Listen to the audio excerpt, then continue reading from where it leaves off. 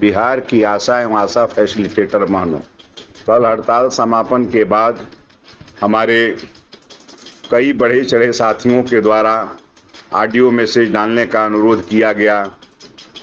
हमने उस समय झिड़का भी, और इसलिए हम नहीं डालना चाहते थे कि हम चाहते थे कि जितनी किस्म की बातें आनी हैं वो तमाम बातें आ जाएं और उसके बाद मैं अपनी बातों को रखूं। मैं विश्वनाथ सिंह, उपाध्यक्ष राज्य उपाध्यक्ष C2 एवं सहायक महामंत्री आशा एवं आशा फैसिलिटेटर संघ, आप लोगों के द्वारा जो चंद सवाल उठाए जा रहे हैं या आपके मन में जो भ्रम है, उन भ्रम को निवारण करने हेतु मैं आपके समक्ष इन बातों को रखना चाहता हूं।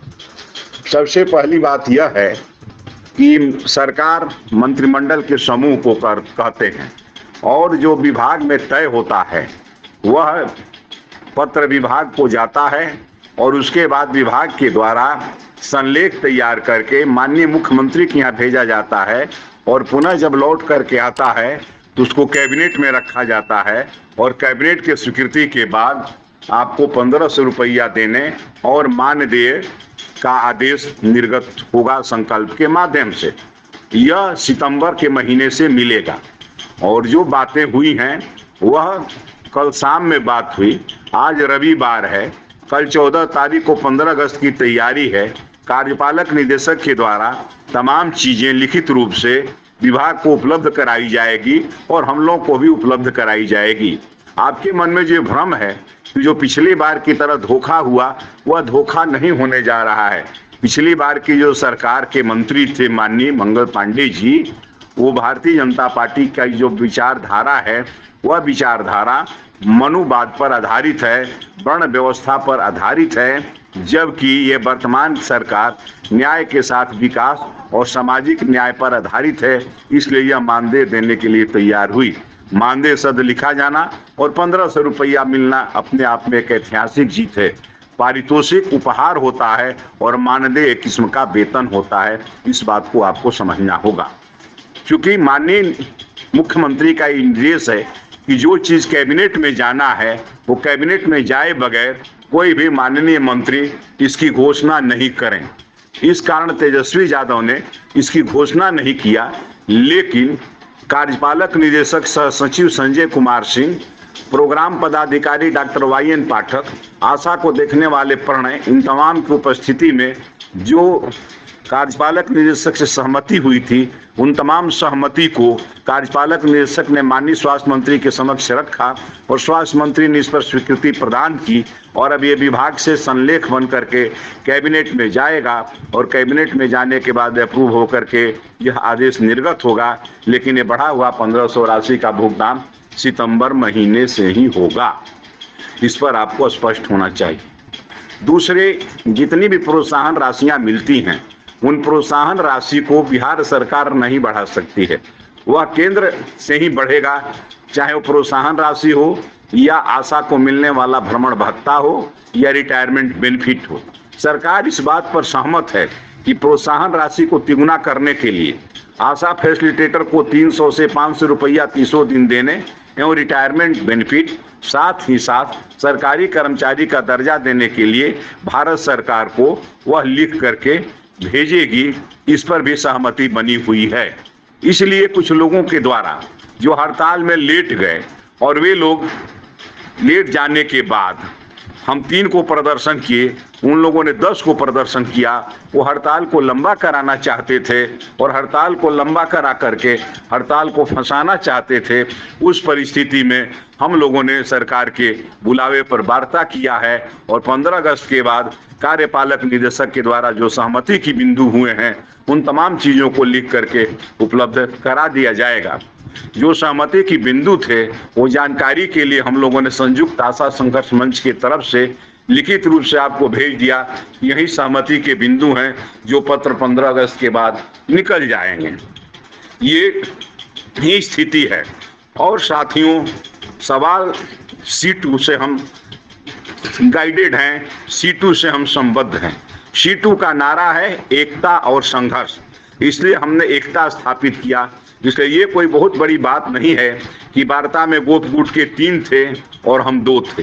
ये कोई बड़ी बात नहीं है कि गोप गुट के तरफ से ज्यादा समय प्रेस कॉन्फ्रेंस में बोलने के लिए लिया गया और हमको कम समय मिला। महत्वपूर्ण बात एकता और संघर्ष है। महत्वपूर्ण बात आशा और आशा फैसिलिटेटर को जो प्राप्त हुआ वह है। इसलिए साथियों, ये जो लिखित बात है, ये लिखित 15 अगस्त के बाद या हो सकता है कल ईडी के द्वारा विभाग को देकर हमें उपलब्ध करा दिया जाएगा। साथ ही साथ आदेश निर्गत होने में देर होगा क्योंकि यह कैबिनेट को जाएगा। दूसरी सफलता हमारी यह है कि ये जो तमाम जो जा रहा है भारत सरकार को, इसकी बैठक नवंबर महीने में होगी और 30 अक्टूबर को अखिल भारतीय आशा आशा फेडरेशन महासंघ की तरफ से पूरे भारतवर्ष की आशाओं का दिल्ली में प्रदर्शन रखा गया है और ये प्रदर्शन नवंबर के महीने में जो यहाँ से जाएगा उसको बढ़वाने में कारगर होगा। इसलिए हमारी लड़ाई बिल्कुल सही रास्ते पर है। कुछ साथी लोग इधर उधर भ्रम फैला करके हमारे जो बाद में गए आपको दिग्भ्रमित करना चाहते हैं। जो मुकदमे और केस हुए हैं उसके संबंध में ईडी के द्वारा स्पष्ट कहा गया कि हड़ताल समाप्त होने के बाद VC के माध्यम से हम सभी जिलाधिकारी को और सभी सिविल सर्जनों को निर्देशित कर देंगे कि जो मुकदमे अब नहीं किए जाएं और जो मुकदमे हुए हैं उस पर लो प्रोफाइल अपनाया जाए। कुरियरों के संबंध में हम ये कहना चाहते हैं कि बिहार के कुरियर 2 भागों में बटे हुए हैं। कुछ कुरियर हमारे साथ हैं, कुछ कौशलेंद्र वर्मा के साथ हैं। लेकिन आशा संयुक्त संघर्ष मंच ने वार्ता के दौरान इस बात को उठाया कि कुरियर की समस्याओं का भी समाधान किया जाए। वो भी हड़ताल में हैं, उनके हड़ताल का भी समापन कराया जाए। ये बात विशेष रूप से मैंने जोर दे करके शुक्रवार के दिन 11 तारीख के वार्ता में ईडी के समक्ष रखा और ईडी ने इस बात को कहा कि 16 तारीख के बाद कुरियर के संबंध में वार्ता होगी। कुरियर से मेरा यही अनुरोध होगा कि आप 16 तक इस हड़ताल को डटा पर बने रहें और आपकी संख्या बल कम है। यदि बक्सा जाता है तो जाने दीजिए, निकलता है तो निकलने दीजिए, लेकिन आप शांतिपूर्वक अपने अपने PAC पर धरना पर बैठिए बैनर लगा करके, ताकि लोगों का ध्यान आपके तरफ आकृष्ट हो। यदि 16 के बाद वार्ता सकारात्मक नहीं होगी तो हम प्रयास करके और आगे की रणनीति तैयार करेंगे और कुरियर की समस्याओं का भी समाधान कराने का हम प्रयास करेंगे। हम आपसे अपील करना चाहते हैं कुरियर भाइयों से, जो साथी कौशलेंद्र वर्मा के नेतृत्व में हड़ताल में हैं, कि वे लोग भी हड़ताल बनाए रखें, कुरियरों का हड़ताल बरकरार रखें और आगे आने वाले दिनों में सीटू का नारा एकता और संघर्ष है। हमने पहले भी कहा था और आज भी मैं कहता हूं कि कौशलेंद्र वर्मा के साथ कुरियर के सवाल पर एकजुट होकर के हम बात करने के लिए सरकार से तैयार हैं। यदि एकजुट नहीं भी होंगे तो फिर भी हमारी बात भारत की मार्क्सवादी कम्युनिस्ट पार्टी के राज्य सचिव से, सीटू के अध्यक्ष और महामंत्री से एवं माले के विधायक दल के उप नेता सतदेव राम से भी मेरी बात हुई है, माकपा के विधायकों से भी मेरी बात हुई है और ये लोग प्रयास करके कुरियर की समस्याओं का भी समाधान कराएंगे। कि आप लोग को भ्रमित होने की कोई आवश्यकता नहीं है। कल शाम में 5 बजे बात हुई है और ये जो वार्ता के बिंदु हैं वो आपके बीच लिख करके भेजे गए हैं। वो कल ईडी हो सकता है उस पत्र को निकाल दें, या हो सकता है कि 15 अगस्त के झांकी को बनवाने में यदि कल समय नहीं मिला तो 15 के बाद लिखित समझौता, लिखित जो बातें हुई हैं वो निश्चित रूप से आपको उपलब्ध हो जाएगी। इसलिए को बहकाने के लिए, नेतृत्व को बदनाम करने के लिए, अपनी दुकान को चलाने के लिए, आपसी रंजिश के कारण कुछ लोग जो किस्म किस्म की बातों को, अफवाहों को इसमें फैला रहे हैं, उसमें आपको आने की आवश्यकता नहीं है। आप अपने नेतृत्व पर विश्वास रखें और भरोसा रखें, सभी निकलेगा। तमाम जो बकाया आपकी राशि है उसके लिए आवंटन जाएगा और आपको स्पष्ट ये समझना चाहिए कि जो 1500 रुपया इस बार बढ़ा राज्य खजाने से, 1500 यह 1000 रुपया पहले का 2500 और 2000 रुपया जो केंद्र के द्वारा कार्य आधारित है वो 2000 रुपया यानी 4500 रुपया प्रत्येक आशा और आशा फैसिलिटेटर का फिक्स हो गया। और आशा फैसिलिटेटर का जो 500 रुपया है वो भी 30 दिन का ये PIP में जाएगा और वहां से होकर आएगा। उसके बाद वो भी भुगतान शुरू हो जाएगा। साथ ही साथ आपके प्रोत्साहन राशि को तिगुना करने के लिए जाएगा। अब आपको अपने संगठन को और मजबूत करना है और 30 अक्टूबर को जो दिल्ली हमारी चढ़ाई है उसकी हमें तैयारी करनी है। अभी से ही कितने लोग जाएंगे, किस ट्रेन से जाएंगे, क्या करेंगे, ये सब तय कर लेना है। भावना में आकर के कुछ साथी किस्म किस्म की बातें करते हैं तो आखिर हड़ताल को अनंत काल तक नहीं चलाया जा सकता था। लगातार आशाओं पर, आशा फैसिलिटेटरों पर मुकदमा दर्ज हो रहा था। सरकार के तरफ से चयन मुक्ति करने की चिट्ठी गई हुई थी। प्रभारी लोग रुपया लेकर के नए आशा को रखने के लिए पुरानी आशा को चयन मुक्त करना चाहते हैं। इन तमाम परिस्थितियों को देखते हुए हमने 1500 रुपया और पारितोषिक से मानदेय शब्द जो परिवर्तित हुआ, ये सबसे हमारी विजय हुई और 1500 रुपया मानदेय पर हमने हड़ताल को स्थगित किया। उस बार के हड़ताल में हमने रेल रोका, रोड रोका, जाम किया, तीनों साथ थे तो 1000 मिला। और इस बार हम 2 ही साथ थे और रेल और रोड जाम नहीं करना पड़ा और पारितोषिक शब्द भी मानदेय हो गया और 1500 रुपया भी मिल गया। तो आप समझ सकते हैं कि हड़ताल में हमें कितनी सफलता मिली है।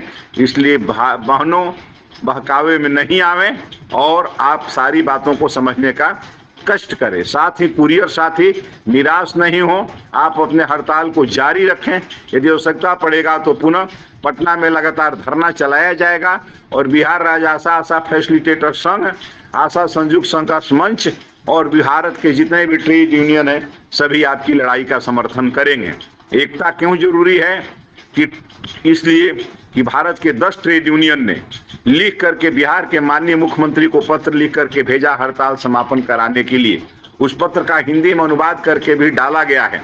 जब 10 ट्रेड यूनियन का उधर से पत्र आया माननीय मुख्यमंत्री के पास और आपकी हड़ताल की ऊंचाई, इसने समझौता करने के लिए सरकार को बाध्य किया है। इसलिए एकजुट आंदोलन अनिवार्य है।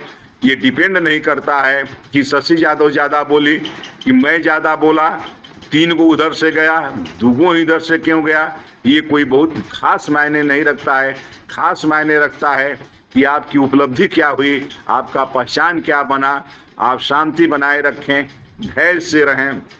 ऐतिहासिक विजय हुई है, इसको कोई नकार नहीं सकता है। अब जो 1-2 दिन में ईडी के द्वारा, कार्यपालक निदेशक के द्वारा जो बात हुई उसका पत्र कल या 16 को निर्गत किया जाएगा। उसी पत्र को लेकर के ज्योतिष मार्ग बन रहे हैं और जो लोग कह रहे हैं वो उसी पत्र को लेकर के हड़ताल से वापस चले जाएंगे। वैसे भी तीसरे लोगों के पास कोई आशा की संख्या नहीं है और उनसे हम अपील करना चाहते हैं कि कुरियर की हड़ताल को भी बरकरार रखें और हम भी बरकरार रखें ताकि वैक्सीन कुरियर की समस्याओं का समाधान हो सके। इनकलाब जिंदाबाद, बिहार राज्य आशा फैसिलिटेटर संघ जिंदाबाद, आशा संयुक्त संघर्ष मंच जिंदाबाद, C2 जिंदाबाद, एकता और संघर्ष जिंदाबाद।